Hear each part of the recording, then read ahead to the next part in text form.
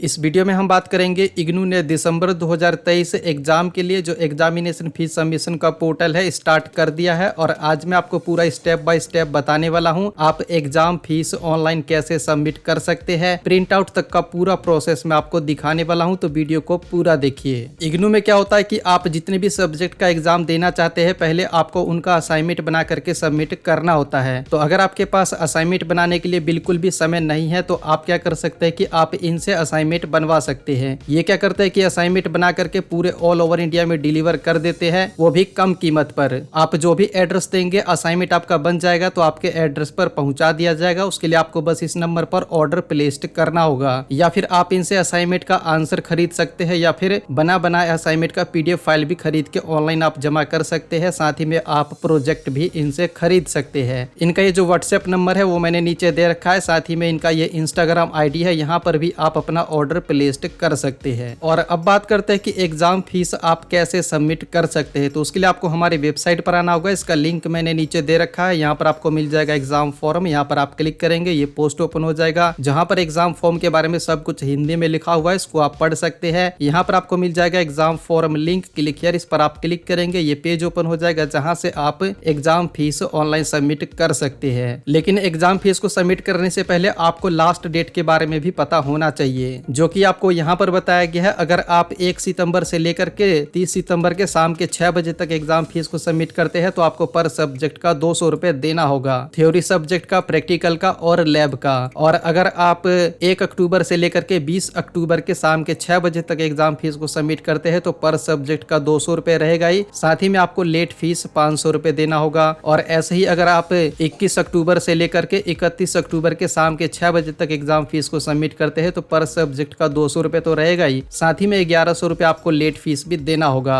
और जिन्होंने जनवरी 2023 या फिर जुलाई 2023 में एडमिशन लिया है तो उनका एग्जाम फीस यहाँ पर बताया गया है, थ्योरी सब्जेक्ट का 200 रुपए और प्रैक्टिकल का यहाँ पर दिया गया है और प्रोजेक्ट का फीस यहाँ पर दिया गया है। और लेट फीस जैसा यहाँ पर इधर बताया गया है वैसा सेम ही रहेगा, तो इसे आप देख लेना। एग्जाम फीस को सबमिट करने के लिए आपको क्या करना है, सबसे नीचे आ जाना है। लेकिन उससे पहले अगर आपने जून 2023 सेशन का एग्जाम दिया है या फिर दिसंबर का एग्जाम दिया है और आप एग्जाम में फेल हो चुके हैं, यानी कि आपका बैक आ चुका है, तो बैक पेपर का भी एग्जाम फीस आपको इसी वाले पोर्टल से ऑनलाइन सबमिट करना होगा। बैक पेपर का एग्जाम फीस सबमिट करने के लिए कोई अलग से लिंक नहीं आएगा, आपको यहीं पर एग्जाम फीस सबमिट करना होगा और दिसंबर में एग्जाम देना होगा। उसके बाद आपको क्या करना है, सबसे नीचे आ जाना है। यहाँ पर आपको एक डिक्लेरेशन मिलेगा, इसको टिक करेंगे और यहाँ proceed to fill online examination form, इस पर आपको क्लिक करना होगा। फिर यहाँ पर आपको अपना अकाउंट लॉग इन करना होगा। अकाउंट को लॉग इन करने के लिए यहाँ पर आप अपना इनरोलमेंट नंबर डालेंगे, आपका जो भी प्रोग्राम कोड है वो आप यहाँ पर सेलेक्ट करेंगे और यहाँ पर आपको क्षेत्र बताना है कि आप कौन से क्षेत्र में एग्जाम देना चाहते हैं। अब इसको आप बड़ा ही ध्यान से समझ लीजिए। यहाँ पर आप जो भी क्षेत्र सेलेक्ट करते हैं इस क्षेत्र में कितने एग्जाम सेंटर अवेलेबल है तो वो आप यहाँ पर चेक कर सकते हैं। यहाँ पर आप क्लिक करेंगे, ये इस तरीके से ओपन हो जाएगा। जिस भी क्षेत्र में आप एग्जाम देना चाहते हैं वो एग्जाम सेंटर में, यानी कि उस क्षेत्र में कितने एग्जाम सेंटर अवेलेबल है, यहाँ पर सबमिट पर क्लिक करेंगे तो आपको यहाँ पर पूरा लिस्ट दे दिया जाएगा।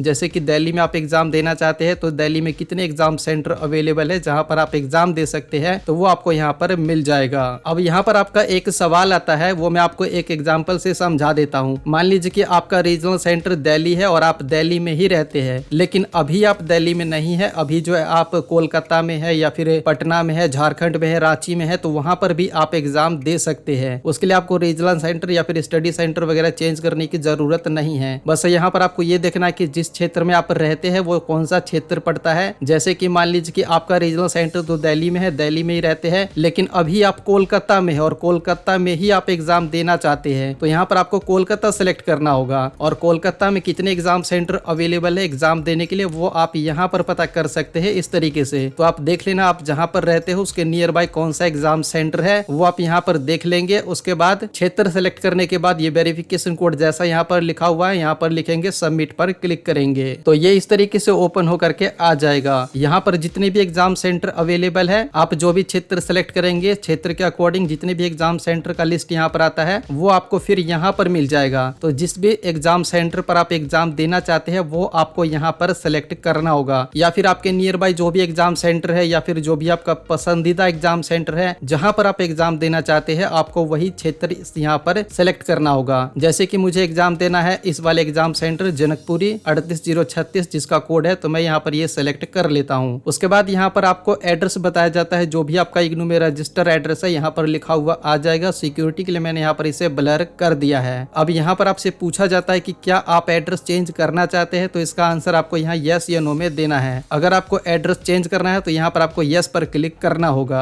यस पर क्लिक करते ही यहाँ पर नया एड्रेस डालने का ऑप्शन आ जाएगा। अब मैं आपको जो बता रहा हूँ इसको आप ध्यान से समझिए। बात करते हैं कि यहाँ पर आपको एड्रेस क्यों चेंज करना पड़ता है, तो देखिए इसे मैं आपको एग्जाम्पल से समझाता हूँ। मान लीजिए कि आपका रीजनल सेंटर दिल्ली में है, आप दिल्ली में ही रहते हैं, यानी कि जो आपका रजिस्टर एड्रेस है इसी एड्रेस पर अभी आप रहते हैं और इसी के आसपास आप एग्जाम देने वाले हैं, तो यहाँ पर आपको एड्रेस चेंज करने की जरूरत नहीं है। लेकिन उल्टा यहाँ पर हो जाता है कि अगर आपका रीजनल सेंटर दिल्ली है और यहाँ पर जो भी आपका रजिस्टर एड्रेस है इस एड्रेस पर अभी आप नहीं रहते हैं, आपका रीजनल सेंटर दिल्ली है लेकिन अभी आप जो है कोलकाता में रहते हैं या फिर पटना में रहते हैं, झारखंड में रहते हैं, रांची में रहते हैं, तो वहां पर भी आप एग्जाम दे सकते हैं। तो उसके लिए आपको क्या करना होगा, जहां पर अभी आप रहते हैं वहीं का एड्रेस आपको यहाँ पर फिलअप करना होगा। क्यों करना होगा कि बाई चांस इग्नू में क्या होता है कि एग्जाम सेंटर चेंज भी कर दिया जाता है। आप जो भी एग्जाम सेंटर यहाँ पर सेलेक्ट करते हैं कंफर्म नहीं है कि आपको यही वाला दिया जाएगा। तो इन केस अगर आपका एग्जाम सेंटर चेंज किया जाता है तो यहाँ पर आप जो भी एड्रेस देंगे इस एड्रेस के आसपास जो एग्जाम सेंटर अवेलेबल होगा वही आपको दिया जाएगा। तो आप देख लेना कि आपको चेंज करना है या फिर नहीं करना है। तो मुझे यहाँ पर चेंज नहीं करना है तो यहाँ मैं नो पर क्लिक कर देता हूँ। और फिर यहाँ पर आपको अपना डेट ऑफ बर्थ बताना है। आपका जो भी डेट ऑफ बर्थ है वो आप यहाँ पर सेलेक्ट करेंगे और यहाँ पर आपको अपना जेंडर बताना है, जो भी आपका जेंडर है, और यहाँ पर आपको अपना ईमेल आईडी लिखना है जो वर्किंग कंडीशन में है। यहाँ पर आपको मोबाइल नंबर लिखना है जो वर्किंग कंडीशन में है। और यहाँ पर आपसे पूछा जाता है कि क्या आप पीडब्ल्यूडी कैंडिडेट है, जिसका आंसर आपको यस या नो में देना होगा। पीडब्ल्यूडी यानी कि पर्सन विद डिसेबिलिटी। अगर आप डिसेबल पर्सन है तो इसका आंसर आप यस में देंगे, नहीं तो नो पर क्लिक करेंगे। अगर आप यहाँ पर यस पर क्लिक करते हैं तो फिर यहाँ पर आपसे पूछा जाता है कि क्या आप में इतना डिसेबिलिटी है कि आप एग्जाम नहीं लिख सकते हैं। अगर एग्जाम आप खुद से नहीं लिख सकते हैं तो यहाँ पर आपको यस पर क्लिक करना होगा। फिर यहाँ पर आपसे पूछा जाता है कि एग्जाम लिखने के लिए क्या आपको राइटर की जरूरत है, तो उसका आंसर आपको यस या नो में देना होगा। अगर यस पर क्लिक करते हैं तो फिर यहाँ पर आपको बताया जाता है कि इसके लिए जो भी आपका रीजनल सेंटर है, रीजनल सेंटर के रीजनल डायरेक्टर से आपको कांटेक्ट करना होगा, तो वो जो है राइटर का बंदोबस्त कर देंगे। लेकिन इसके लिए गवर्नमेंट हॉस्पिटल के द्वारा जारी किया गया जो मेडिकल सर्टिफिकेट होता है ये आपको दिखाना होगा। और यहाँ पर भी सेम चीज आपको रेड कलर में लिख करके बताया जाता है। तो अगर आप बिल्कुल ही फिट है तो यहाँ आप नो पर क्लिक कर देंगे तो ये सभी ऑप्शन चला जाएगा। यहाँ पर आपको आधार कार्ड का नंबर डालना होगा जो कि ऑप्शनल है, आप इसे खाली भी छोड़ सकते हैं। और यहाँ पर ABCID यानी कि अकेडमिक बैंक ऑफ क्रेडिट से ये जो नंबर होता है ये आपको डालना होगा। अगर आपने ABC अकाउंट बना रखा है तो आपका जो स्टूडेंट पोर्टल है वहां पर आपको ABCID दिख रहा होगा, उसे आप यहाँ पर डालेंगे। अगर आपने नहीं बनाया है तो इसके बिना भी आपका एग्जाम फॉर्म जो है वो सबमिट हो जाएगा। लेकिन मैं आपको सजेस्ट करूंगा कि आप ABCID बना लीजिए और यहाँ पर फिलअप कर दीजिए, अच्छा रहेगा। फिर आप नीचे करेंगे, यहाँ पर आपको सब्जेक्ट सेलेक्ट करना है कि आप कौन से सब्जेक्ट का एग्जाम देना चाहते हैं। इस पर आप क्लिक करेंगे तो यहाँ पर पूरा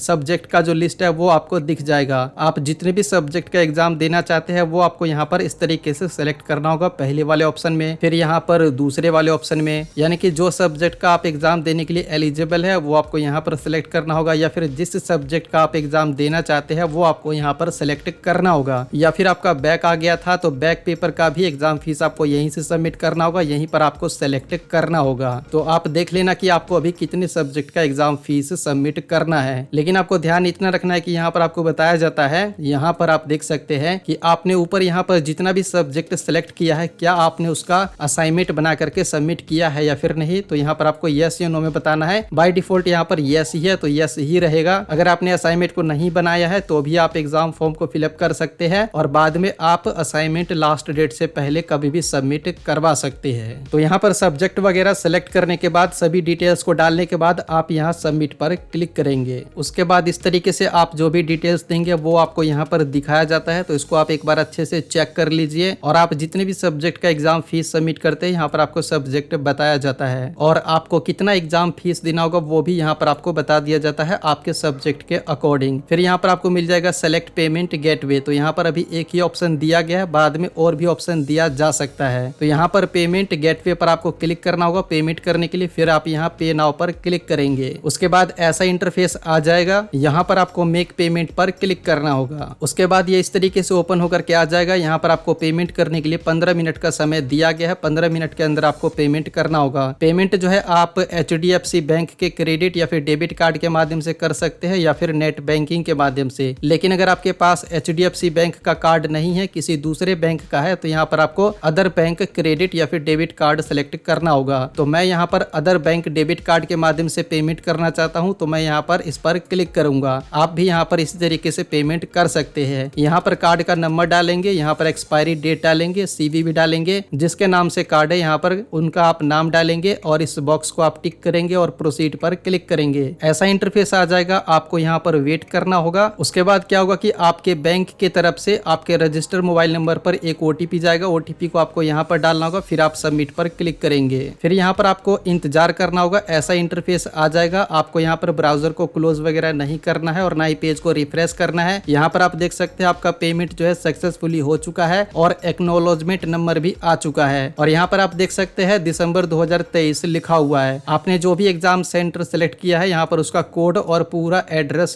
आ चुका है। और जो आपने सब्जेक्ट का फीस सबमिट किया, वो सब्जेक्ट भी आपको यहाँ पर बताया गया है। और जिस माध्यम से आपने पेमेंट किया है, यहाँ पर पेमेंट का मोड और पेमेंट भी बताया गया है 200 रुपए। फिर आप नीचे करेंगे इसका प्रिंट आउट लेने के लिए। यहाँ पर आपको दिख जाएगा एक प्रिंट का ऑप्शन, इस पर आपको क्लिक करना होगा। उसके बाद ये ऐसा ओपन हो जाएगा। इसे आप प्रिंट कर सकते हैं या फिर PDF फॉर्मेट में सेव करके रख सकते हैं। तो मैं इसे PDF फॉर्मेट में सेव कर लेता हूँ। इसका आप एक नाम डाल दीजिए और उसके बाद यहाँ आप सेव पर क्लिक करेंगे तो ये आपके डिवाइस में सक्सेसफुली सेव हो जाएगा। फिर आप यहाँ होम पर क्लिक करेंगे तो आप इस तरीके से इग्नू के मेन वेबसाइट पर आ जाएंगे। अब बात करते हैं कि अगर आप यहाँ पर पेमेंट करते हैं और आपका पेमेंट फेल वगैरह हो जाता है तो ऐसे में आपको क्या करना है। तो उसके रिगार्डिंग यहाँ पर आपको बताया गया है कि अगर आप पेमेंट करते हैं, आपका पेमेंट फेल हो जाता है, यानी कि आपके अकाउंट से पैसे कट जाते हैं, लेकिन यहाँ पर ट्रांजैक्शन फेल आपको बताता है, तो ऐसे में आपको बताया गया कि आप 72 घंटे तक इंतजार कीजिए। और उसके बाद यहाँ पर सर्च का ऑप्शन दिया गया है, आपको इस पर क्लिक करना होगा और आप जो है स्टेटस को चेक कीजिए, जिसके लिए यहाँ click here to view payment status, इस पर आप क्लिक करेंगे और इनरोलमेंट नंबर आप यहाँ पर डालेंगे। तो यहाँ पर आपको बता दिया जाता है पेमेंट स्टेटस में कि आपका पेमेंट सक्सेसफुली हुआ है या फिर नहीं। जैसे कि यहाँ पर आप देख सकते हैं पेमेंट जो है सक्सेसफुली हो चुका है। अगर स्टेटस को चेक करने के बाद आपका पेमेंट अपडेट हो गया है तो ठीक है। अगर अपडेट नहीं हुआ है तो ऐसे में आपको बताया गया है कि आपको दोबारा से पेमेंट करना होगा। और जो आपका पहले वाला पैसा कट हुआ है उसका रिफंड लेने के लिए यहाँ पर एक ईमेल ID दिया गया है termandexam@ignu.ac.in। इस पर आपको ईमेल सेंड करना होगा। फिर आपका जितना भी रिफंड बनता है वो आपको दे दिया जाएगा। तो इस तरीके से आप एग्जाम फीस ऑनलाइन सबमिट कर सकते हैं। अगर ये वीडियो आपको पसंद आया है तो लाइक कीजिए, शेयर कीजिए और इग्नू से रिलेटेड सभी अपडेट इंस्टेंटली पाने के लिए आप हमारे टेलीग्राम चैनल को भी ज्वाइन कर सकते हैं। लिंक नीचे दिया हुआ है। साथ ही में आपका कोई सवाल है तो नीचे कमेंट बॉक्स में बता सकते हैं।